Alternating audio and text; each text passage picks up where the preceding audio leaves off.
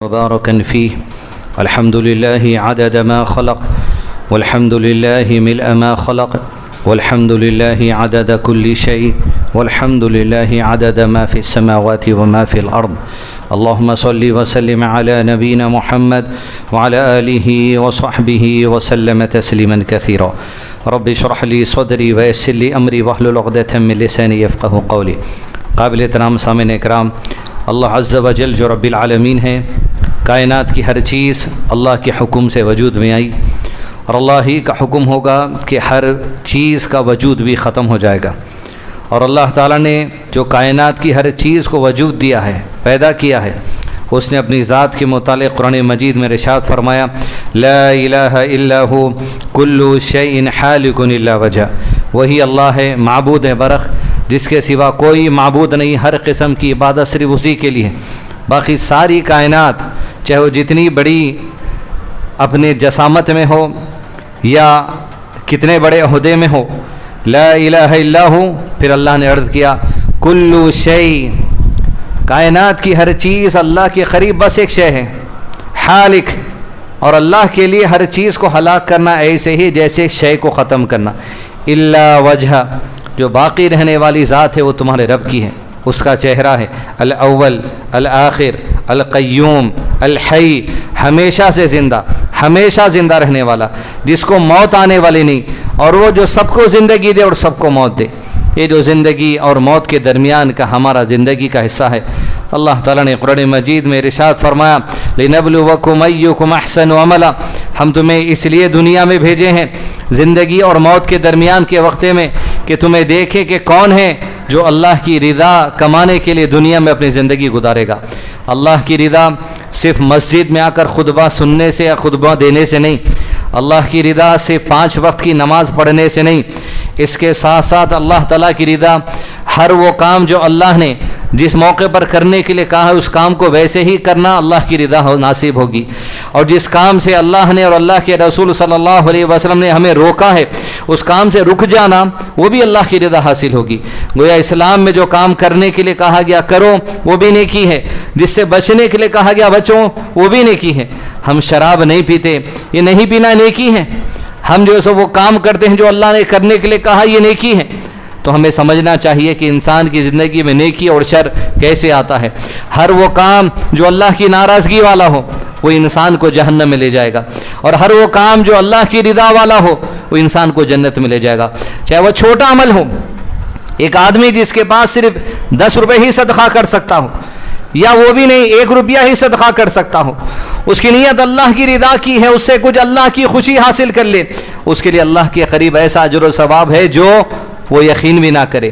اور اللہ کے قریب اجر و ثواب کے علاوہ اس کی رحمت اگر کسی کو عطا کر دی گئی، انسان کی بخشش ہو گئی، مغفرت ہو گئی، جہنم سے بچا لیا گیا، جنت کے راستے پہ ڈال دیا گیا، بہت بڑی کامیابی ہے. اور اللہ کے قریب وہ چھوٹی چیزوں سے بھی ہو جاتی. آپ صلی اللہ علیہ وسلم نے ارشاد فرمایا اپنے آپ کو جہنم کی آگ سے بچا لو، اپنے آپ کو جہنم کی آگ سے بچا لو، بھلے کھجور کا آدھا ٹکڑا کیوں نہیں ہوتا، اپنے آپ کو جہنم سے بچا لینا. اللہ کے نبی صلی اللہ علیہ وسلم کے گھر جہاں حجرے تھے وہاں عائشہ رضی اللہ عنہا آپ کی بیوی رہا کرتی تھی. آپ صلی اللہ علیہ وسلم کے اس گھر میں پڑوس سے ایک عورت اپنی 2 بچیوں کے ساتھ ملاقات کرنے کے لیے حضرت عائشہ کے پاس آئی. حضرت عائشہ نے مہمانوں کے لیے کھانے میں 3 کھجور رکھے، ایک ماں کو دیا اور 2 بیٹیوں کو دے دیا جو چھوٹی تھی. پہلی والی بیٹی وہ کھجور کھا لی اور دوسری والی بیٹی کھجور کھا رہی تھی. ماں گفتگو میں تھی، حضرت عائشہ کے ساتھ اپنا کھجور نہیں کھائی تھی، اور پہلی والی بیٹی جو کھجور کھا گئی وہ اپنی ماں سے کہتی ہے مجھے اور کھجور دو. تو ماں انصاف کا تقاضا کرتے ہوئے ایک بچی جو نہیں مانگی اس کھجور کے 2 ٹکڑے کر دی، ایک مانگنے والی لڑکی کو دی اور ایک نہیں مانگنے والی لڑکی کو دی. اس لیے کہ اولاد میں جب تقسیم ہوتی ہے سب کو برابر دیا جاتا ہے تحفہ. آپ صلی اللہ علیہ وسلم کے گھر میں وہ عورت گفتگو کی، دونوں بچی کھجور کھا لیے، وہ کھجور اپنا نہیں کھائے اپنی اولاد کو دے دی. کچھ دیر کے بعد وہ چلے گئے، اور شام کے وقت جب آپ صلی اللہ علیہ وسلم حضرت عائشہ کے پاس آئے، حضرت عائشہ نے کہا اللہ کے رسول صلی اللہ علیہ وسلم آج ایک عورت میرے پاس ملاقات کے لیے آئی تھی اپنی 2 بچیوں کے ساتھ، اس عورت کی ادا مجھے بڑی پسند آئی. اللہ کے نبی صلی اللہ علیہ وسلم کو جب بات بتائی گئی کیا عادت تھی, کہا بس کھجور کھا رہی تھی, اپنا بچی نے مانگی, ایک مانگنے والے کو بھی دے دی, ایک نہیں مانگنے والے کو بھی دے دی, اور خود اپنی اولاد کی خوشی کے لیے خاموش بیٹھی رہی. اللہ کے نبی صلی اللہ علیہ وسلم نے کہا عائشہ جس عورت کے معاملے کا تذکرہ تم مجھ سے کر رہے ہو اس عورت نے تو ایسا کام کیا ہے کہ اس کام کے ذریعے اپنے اوپر جنت کو واجب کر لیا. کیا وجہ تھی؟ کھجور کا آجا ٹکڑا, اولاد میں انصاف کے ساتھ تقسیم کرنا. یہ چھوٹے چھوٹے معاملات یہ مسجد میں ہوا سو عمل نہیں ہے, یہ نماز میں ہوا سو عمل نہیں ہے, یہ رمضان میں ہوا سو عمل نہیں ہے, یہ حالت روزے میں ہوا سو عمل نہیں ہے, یہ زکوٰۃ دینے والا عمل نہیں ہے, یہ 5 دن کا حج کرنے والا عمل نہیں ہے. یہ عمل کیا ہے؟ بس ایک گھر کے کونے میں, کسی دنیا کے کونے میں اللہ کی رضا حاصل کرنے کے لیے اپنی اولاد کا پیٹ بھر دینا انسان کے لیے اجر و ثواب کا باعث ہے, انسان کے لیے جنت کا راستہ ہے, انسان کے لیے جو سو جنت کو واجب کر لینے والا معاملہ ہے. ایسے کئی اعمال ہے جو ہمیں سوچنا چاہیے کہ صرف نماز, عبادت, روزہ, صدقہ, زکوٰۃ والے انسان کو ہم سمجھ رہے ہیں کہ یہ جنتی ہے. یہ تو ہوگا ایک راستے پر, لیکن ان کے ساتھ ساتھ وہ معاملات جو انسان کو اپنے دل کو صاف رکھتے ہوئے انجام دینا ہے, اپنے ماں باپ کے ساتھ, اپنے بیوی بچوں کے ساتھ, اپنے پڑوسیوں کے ساتھ, اس ملک میں رہنے والوں کے ساتھ, جو اسلام کی اچھائی اپنے عمل کے ذریعے, اپنی زبان کے ذریعے, اپنی نیتوں کو اچھا رکھ کر پیش کرنا ہے, اس کے ذریعے بھی جنت حاصل ہوتی ہے.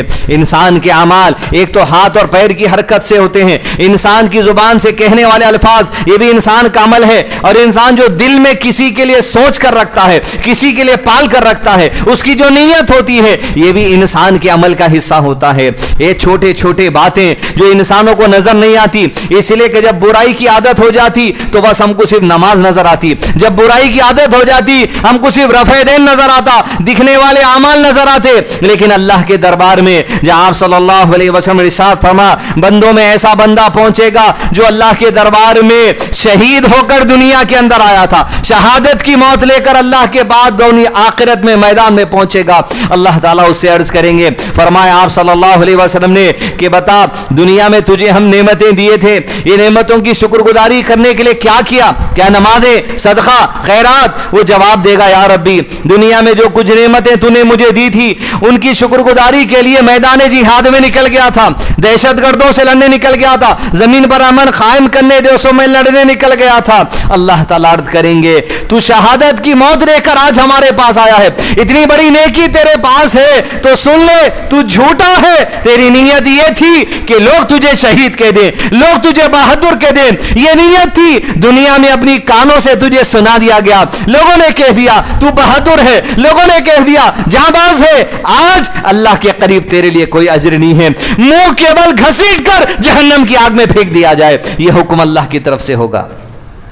اعمال بہت بڑا ہے, گھر بار بیوی بچے چھوڑ کر جان کو لے کر نکل گیا, جان چلی گئی, لیکن وہ جان چلے جانا بھی جنت راس نے دلا سکی, وہ جان چلے جانا بھی جہنم کی آگ سے نہیں بچا سکی. جلے گا اس وقت تک جب تک کہ وہ گناہ کی سزا نہیں ملتی, اور گناہ کی سزا ملنے کے بعد اسے جنت میں ڈالا جائے گا.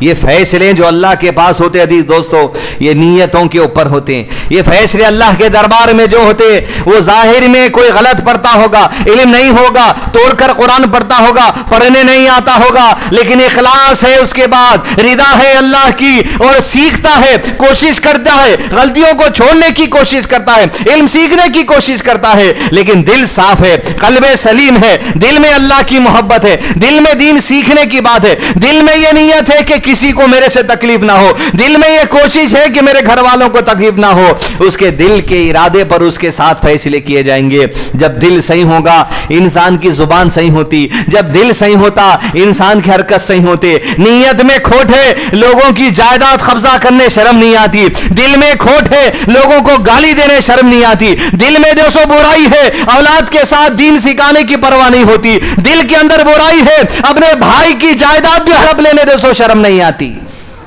اللہ کے نبی صلی اللہ علیہ وسلم کی مجلس میں انس ابن مالک, ابن عمر, بڑے بڑے صحابہ بیٹھے ہوئے.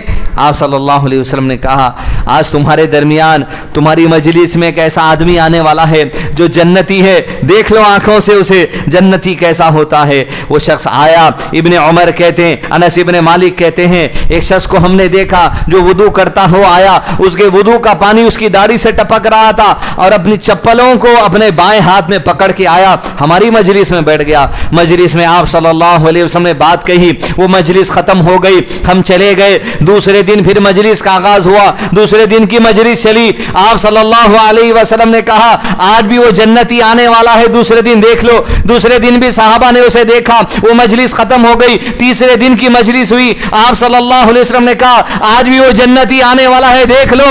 ابن عمر، حضرت عمر کے بیٹے، آنکھوں سے دیکھ لیتے ہیں کہ کیا اس کے عمل ہوں گے، کیسے اس کی عبادت ہوگی، کیا وہ معاملہ ہوگا جس کی وجہ سے اسے جنتی کہا گیا۔ آپ صلی اللہ علیہ وسلم کی بات سن کر ابن عمر، حضرت عمر کے بیٹے اپنے گھر گئے، اپنے ابا سے کہا اللہ کی قسم 3 دن تک اب گھر نہیں آؤں گا، آپ اجازت دے دیجئے۔ کہا بیٹے کیا وجہ ہے؟ راتوں کو 3 دن گھر میں نہیں آئے گا، اس لیے نہیں آنا چاہتا تاکہ آپ صلی اللہ علیہ وسلم نے ہماری مجلس میں جب کہا کہ یہ آدمی جنتی ہے، میں دیکھنا چاہتا ہوں اس کا عمل کیا ہے، اس کی عبادت کیا ہے، اس کی نماز کیا ہے، اس کا خشوع کیا ہے، اس کا صدقہ، اس کا خیرات، میں ذرا دیکھ کرتا ہوں۔ 3 دن اس کے ساتھ دن اور رات رہ کر عمر رضی اللہ عنہ نے کہا ٹھیک ہے رہ لے اس کے ساتھ، وہ آدمی بھی اجازت دیتا ہے میرے ساتھ رہ سکتے ہو تم 3 دن 3 رات۔ وہ 3 دن تک 3 راتوں تک ابن عمر اس آدمی کی ہر حرکت کو نوٹ کرتے اور تیسرے دن کہتے کوئی خاص بات نظر نہیں آئی، اس لیے کہ نہ زبان پہ وہ بات تھی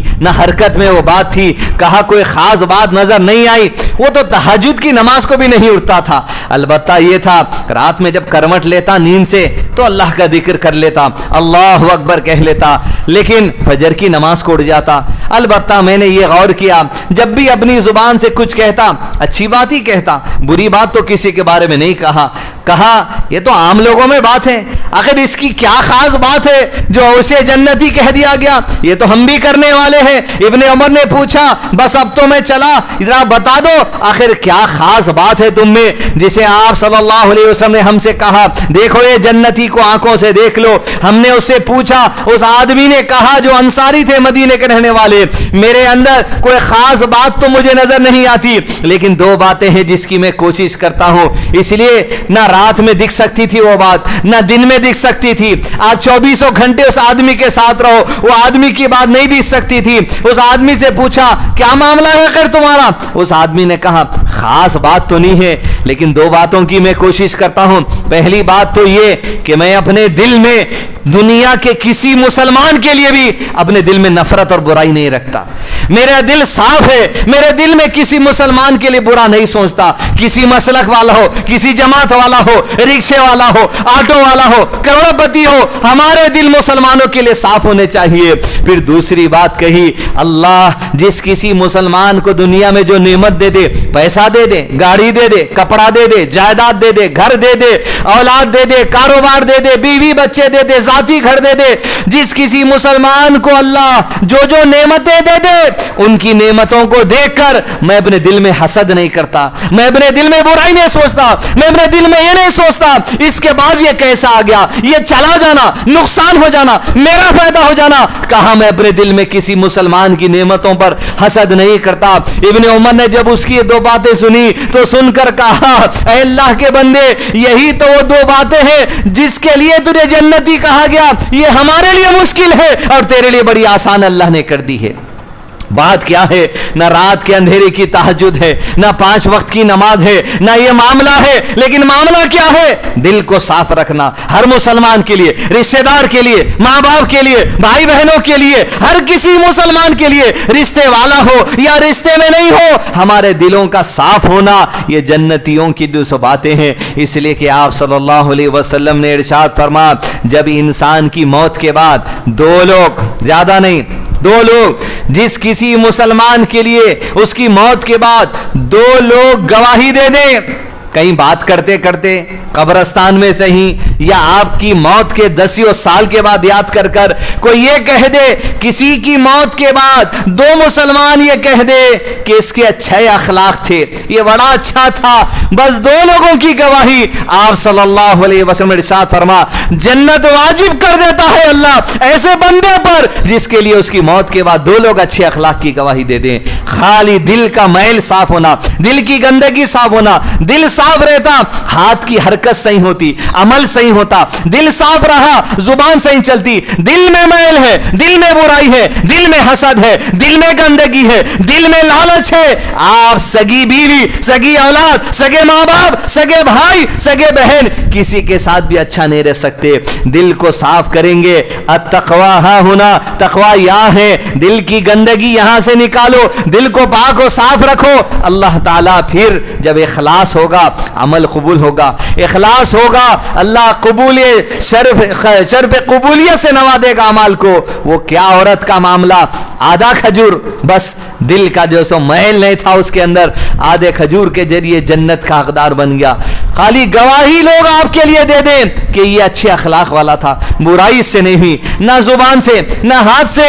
اس لیے آپ صلی اللہ علیہ وسلم نے فرمایا ہر مسلمان پہ صدقہ کرنا لازم ہے, ہر مسلمان پہ صدقہ کرنا لازم ہے. صحابہ نے پوچھا اللہ کے نبی صلی اللہ علیہ وسلم اگر صدقہ دینے کے لیے کچھ نہ ہو تو کہا محنت کرو, پیسہ کماؤ, خود بھی کھاؤ, لوگوں کو صدقہ کرو, مدد کرو, کھانا کھلاؤ, مدد کرو, غریب کی مستحق کی لازم ہے تم پر. کہا اللہ کے نبی صلی اللہ علیہ وسلم اگر کسی کے اندر محنت کرنے کی طاقت نہیں, یعنی وہ چل نہیں سکتا, وہ بوڑھا ہے, اس کے لیے جو سو جاب وغیرہ نہیں ہے, تو وہ کیا معاملہ کرے؟ آپ صلی اللہ علیہ وسلم فرمایا تب تو یہ جس طریقے سے مدد کر سکتے ہو کر دو, راستہ بتا دو, معاملہ مشورہ دے دو, زبان سے کوئی بات کہہ سکتے یہ بھی کر دو.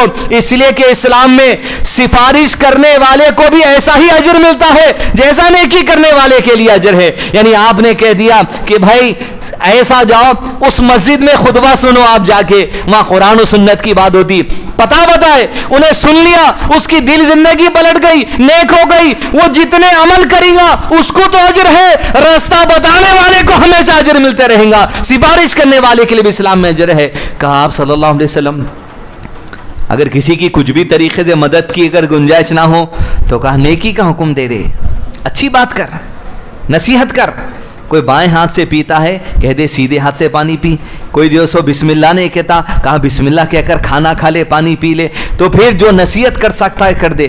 پھر صحابہ نے پوچھا, یہ صحابہ کی دین کی گہرائی ہے, انڈرسٹینڈنگ ہے, آسانیاں کھول کے رکھنے کا جذبہ ہے. کہا آپ صلی اللہ علیہ وسلم اگر نیکی دینے کا بھی موقع کسی کو نہیں ملا تو, نیک بات بتانے کا بھی موقع کسی کو نہیں ملا تو, تب تو فرمایا آپ صلی اللہ علیہ وسلم نے اب تو یہ کر, تیری برائی سے زمانے کو بچا لے, یہ تیرے لیے صدقہ ہو جائے گا. تیری زبان سے تکلیف نہ دے, تیرے ہاتھ پیر سے تکلیف نہ دے, تیری سازشوں سے تکلیف نہ دے, تیرے دل کی گندگی سے تکلیف نہ دے, زمانے کو تیری برائی سے بچا لے, یہ بھی صدقہ ہے. پیسے دینے والے کو جتنا اجر ہے تو تیری برائی سے لوگوں کو بچا لے اپنی ذات کے شر سے, سمجھ لے پھر اللہ تجھے اتنا ہی اجر دے گا جتنا صدقے والے کے لیے اجر ہے. عزیز دوستو, نماز, روزہ, صدقہ, زکوٰۃ کے ساتھ ساتھ ہر مسلمان کو چاہیے اخلاق درست کرنا, معاملات درست کرنا, دل کا میل صاف کرنا. جب دل صاف ہوگا دین کی خوشی, دین کی اچھائی آپ کے اندر سمائے گی. آپ دل میں برائی نہیں رکھنا چاہتے, آپ برائی نہیں رکھنے کے ذریعے اللہ سے مانگ رہے ہیں اللہ میں برا نہیں ہوں, ہدایت دے, سلامتی دے, مال دے, دولت دے, بس خیر دے, برکتیں دے.